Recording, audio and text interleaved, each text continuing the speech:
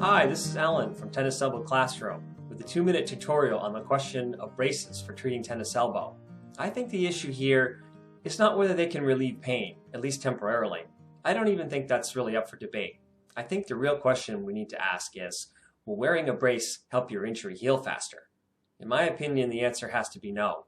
Most importantly, because tennis elbow is usually not the kind of injury that needs to be treated by immobilizing it, even a little bit.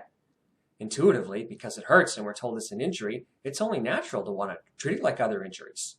Protect it by wrapping it up and limiting its movement, if for no other reason that we're told to, and it feels better when we do. But tennis elbow is usually not a sudden traumatic injury like a sprain or fracture. These kind of injuries, known as acute injuries, usually do need to be immobilized at first. Fractured bones need to be put in a cast at first. A badly sprained ankle needs to be wrapped up for a few days. Tennis elbow is different.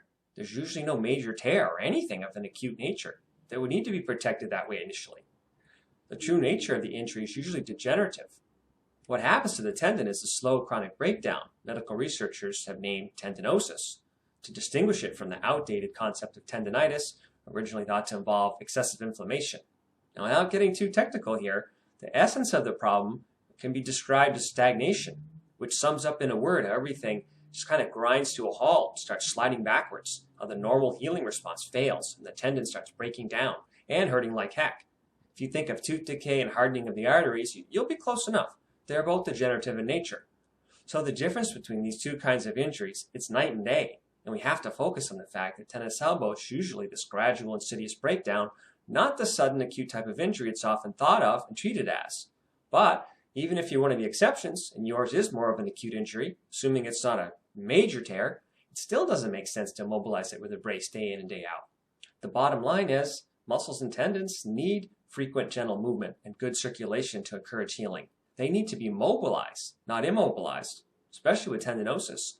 It doesn't take much compression to begin to slow circulation, to restrict the tissues enough that it starts to cause adhesions when tissues are sticking together in layers, or excessive scar tissue, which is pretty similar. Which is also why complete passive rest and avoidance of all activity doesn't help with tendinosis. The last thing you want is for everything in the area to slow down even more and stagnate, potentially causing even more degeneration of your tendon. Now, I could say more, but I really want to keep this short. So if you'd like to learn more, just follow the link below to read my article on braces and bands at tenniselbowclassroom.com.